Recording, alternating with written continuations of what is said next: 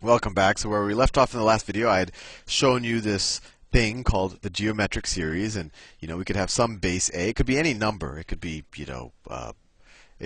could be 1/2. It could be 10. But that's just what some number, and we keep taking it to increasing exponents, and we sum them up, and this is called a geometric series.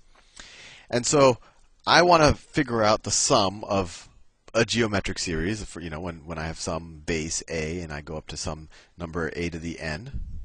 Why did this a to the What did I write a to n minus 2 there? That should be a to the big N. Oh yeah, my brain must have been malfunctioning in the previous video. That always happens when I start running out of time. But anyway, let's go back to this. So I defined S as this geometric sum. Now I'm going to define another sum, and that sum is I'm going to define as A times S. A times S, and that equals, well, that's just going to be A times this exact sum, right? So, and that's the same A as this A, right? That A is the same as this A. So what's A times this whole thing? Well, it's the A times A to the 0 is, well, let me write it down for you. So this will be A, because I just distribute the A, right? A times A to the 0 plus A times A to the 1 plus A times A squared plus all the way A times A to the n minus 1 plus A times A to the n, right? I just took an A and I distributed it along this whole sum. But what is this equal to? Well, this is equal to A times A to the 0, that's A1, A to the first power, plus A squared, plus A cubed, plus A to the n, right? Because this is, you just add the exponents, A to the n, plus A to the n plus 1. So this is AS. And we saw before that S is just the original sum. That is just A to the 0 plus A to the 1 plus A squared plus all the way to plus A to the n, right? So let me ask you a question. What happens if I subtract this from that? What happens if I say AS minus S? Well, I subtracted this from here on the left-hand side. What happens on the right-hand side? Well, all of these become negative, right? Let me do it in a bold color. This becomes, because I'm subtracting, negative, negative. These are all negatives, negative, negative. Well, A to the first minus A to the first, that crosses out. A squared minus A squared crosses out. A to the third. It'll all cross out even all the way up to A to the n, right? So what are we left with? We're just left with minus A to the 0, right? We're just left with that term. And we're just left with that term plus A to the n plus 1. And of course, what's A to the 0? That's just 1. So we have A to the S, not A to the S, A times S minus S is equal to A to the n plus 1 minus 1. And now let's distribute the S out. So we get S times A minus 1 is equal to A to the n plus 1 minus 1, right? And then what do we get?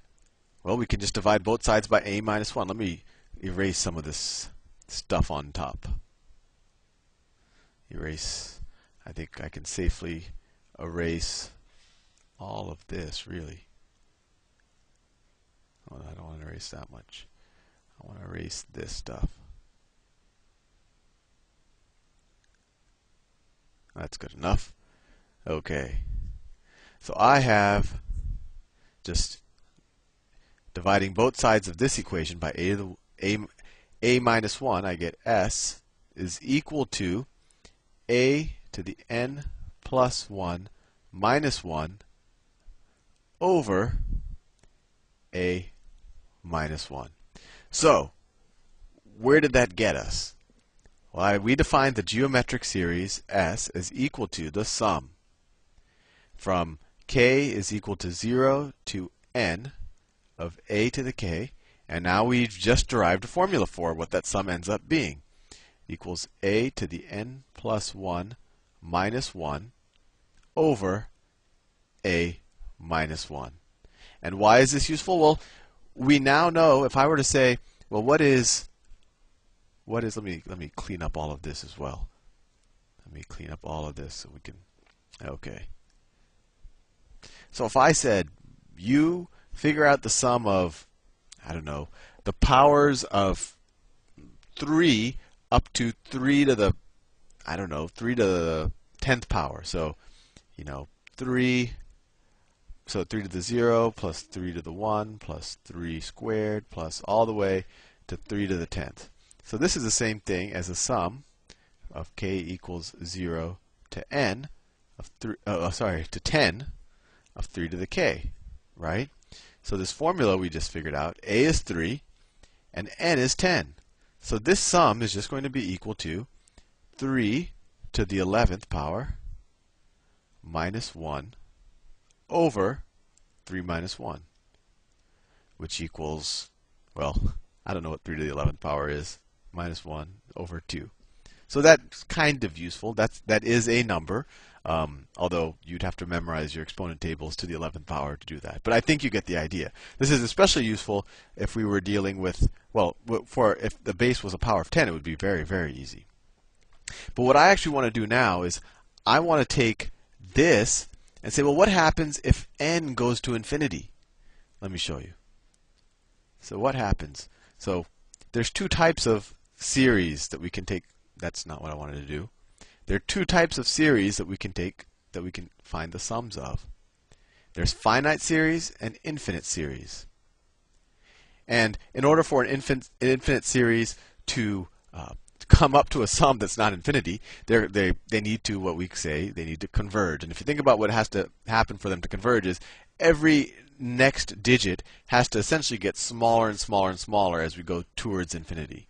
So let's say that a is, I don't know, let's say it's a fraction. A is 1/2. So how does the geometric series look like if we have 1/2 there? So let's say that we're taking the geometric series from k is equal to 0 to infinity. So this is neat. We're going to take an infinite sum, an infinite number of terms, and let's see if we can actually get an actual number. We take an infinite things added up, and it actually adds up to a finite thing. This has always amazed me. And the base now is going to be 1/2. It's 1/2, and it's going to be 1/2 to the k power. So this is going to be what? 1/2 to the 0 plus 1/2 plus, what's 1/2 squared? Plus 1/4 plus 1/8 plus 1/16. So as you see, each term is getting a lot smaller, right? It's getting half of the previous term. So what happens? Well, let's say, what happens if this wasn't infinity? What happens if this was n? Well, then we would get plus 1 over 2 to the n, right? 1/2 to the n is the same thing as 1 over 2 to the n.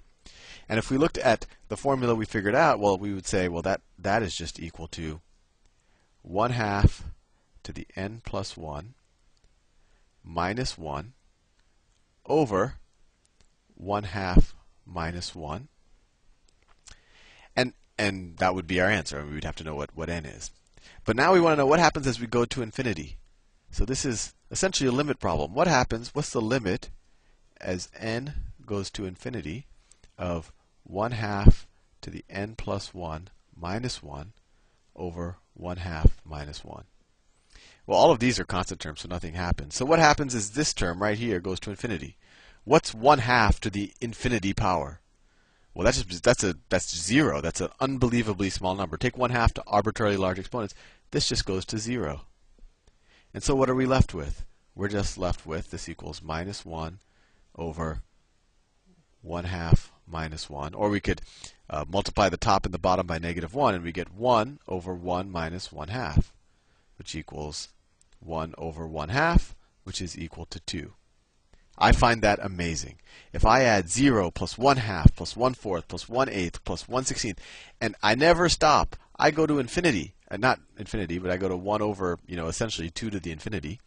I end up with this neat and clean number 2. And this might be a little project for you to actually draw it out and to, like maybe a pie, and see what happens as you keep adding smaller and smaller pieces to the pie. But it never ceases to amaze me that I added an infinite number of terms, right? This was infinity, and I got a finite number. Anyway, ran out of time. See you soon.